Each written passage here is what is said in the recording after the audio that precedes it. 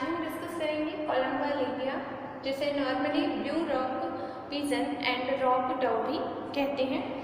सबसे पहले हम बात करें क्लासिफिकेशन की। पिजन जो है ये phylum Chordata, subphylum vertebrate, class एज, order columbiform and genus Columba और स्पीसीज लीबिया से बिलोंग करता है। भारत में इसकी दो प्रमुख उपजातियां पाई जाती हैं। सबसे बड़ी जो उपजाति है इसे कोलंबा लीबिया नेग्लेक्टा कहते हैं। कोलंबा लीबिया नेग्लेक्टा कहते हैं। ये जो प्रजाति है ये सबसे बड़ी होती है और हिमालय पर्वत पर लगभग 13,000 फीट की ऊंचाई पर क्या करती है, ये निवास कर सकती, 13,000 फीट की ऊंचाई तक ये क्या कर सकती है, उड़ सकती है। ठीक है, इसका जो कलर होता है शरीर का वो हल्का होता है। इसके अलावा सबसे छोटी जो प्रजाति होती है जिसे कोलंबा लीबिया इंटरमीडिया कहते हैं, कोलंबा लीबिया इंटरमीडिया कहलाती है। ये जो प्रजाति है ये भारत में पाई जाती है। इसका जो शरीर का कलर है ये सभी जगह उपस्थित होती है। ठीक है, कोलंबा लीबिया नेग्लेक्टा ओनली हिमालय प्रदेश में पाई जाती है, हिमालय पर्वत पर पाई जाती है, और कोलंबा लीबिया इंटरमीडिया सभी जगहों पर उपस्थित होती है।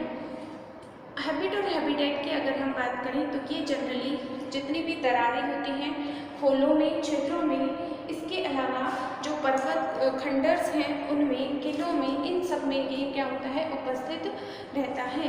घरों के रोशनदानों में, नालों में, जो बिजली और टेलीफोन के जो ट्रांसफार्मर्स होते हैं उनके ऊपर भी ये पाया जाता है। शहरों में इसे पालतू पक्षी के रूप में उपयोग किए जाते हैं। जनरली जो कबूतर होता है ये आज़ादी, शांति व खुशहाली का प्रतीक माना जाता है। नेक्स्ट हम बात करें कि इसके भोजन की, तो ये जनरली अनाज, दालें, घास और कुछ स्नेल्स को अपने भोजन के रूप में क्या करता है, उपयोग करता है। ये जब इनको मैथुन क्रिया करनी होती है रिप्रोडक्टिव पीरियड में गुटर-गू की आवाज़ निकालती है। ह्यूमन पेन की तरह ही ये प्रेम विलाप करते हैं, और जब ये बहुत ही दुखी होते हैं तो कू कू की आवाज़ निकालकर ये अपना दुख प्रकट करते हैं। अब हम बात करें इसके एक्सटर्नल फीचर्स की। सबसे पहले देखते हैं शेप एंड साइज। इनका जो शरीर है ये आप डायग्राम में देख सकते हो, नौकाकार होता है और धारा रेखित इनका शरीर पाया जाता है। लगभग 33 सेंटीमीटर ये लंबा होता है और 400 से 700 ग्राम इसमें बॉडी वेट पाया जाता है। ठीक है, नौकाकार और धारा रेखित जो शरीर है ये इनको उड़ने में सहायता प्रदान करता है, यानी कि उड़ने हेतु अल्पतम प्रतिरोध उत्पन्न करता है। इस कारण से ये इजीली फ्लाई कर पाता है, इसीलिए इनका शरीर नौकाकार और धारा रेखित होता है। इनके शरीर पर उपस्थित पंखों पर मोटा आवरण पाया जाता है। इनकी त्वचा का रंग सलेटी कलर का होता है और इनकी त्वचा कैसी होती है, कोमल और ढीली ढाली होती है। अब हम बात करें इनके बॉडी पार्ट्स की, तो इनका शरीर प्रमुखतः 4 भागों में विभाजित होता है। फर्स्ट जो रीजन है वो हेड रीजन कहलाता है, दूसरा neck region, third trunk reason कहलाता है और फोर्थ जो पार्ट है वो टेल रीजन कहलाता है। सबसे पहले हम फर्स्ट रीजन हेड की बात करते हैं। हेड जो है इनमें गोलाकार और गतिशील पाया जाता है, देख सकते हैं आप, ये गोलाकार और गतिशील होता है, और पीछे की तरफ नेक रीजन से ये क्या होता है, जुड़ा हुआ रहता है। आगे की तरफ इसमें छोटी, सीधी और नुकीली चोंच उपस्थित होती है। आगे की तरफ हेड में आगे की तरफ सीधी, छोटी, नुकीली चोंच उपस्थित होती है, जिसके मध्य में एक दरार रूपी भाग से ये जो है वो मुख का निर्माण करती है, या ये दरार रूपी भाग से ये क्या होती है, अलग होती है, जिसे मुख कहते हैं। इनमें ऊपर की तरफ सैरें उपस्थित होती हैं। हम ये भी बोल सकते हैं कि जो बाह्य नॉस्ट्रल्स हैं या एक्सटर्नल जो नॉस्ट्रल्स हैं उनमें अपर साइड में सैरे उपस्थित होती है और ये सैरे क्या करती है, जो ये नॉस्ट्रल्स हैं उनको कवर करने का कार्य करती है। हेड रीजन में नेत्र उपस्थित होती है। ये जो नेत्र है इसमें ऊपरी और निचली जो नेत्र पलक है वो निमेशक पटल के द्वारा आवृत रहती है। नेत्र जो है वो गोलाकार होंगे और पार्श्व की तरफ उपस्थित होंगे। नेत्रों में पीछे की तरफ ऑडिटरी अपर्चर पाया जाता है और ये ऑडिटरी अपर्चर इन्हें सुनने में सहायक होता है। अब हम सेकंड पोर्शन की बात करते हैं और सेकंड रीजन है नेक रीजन।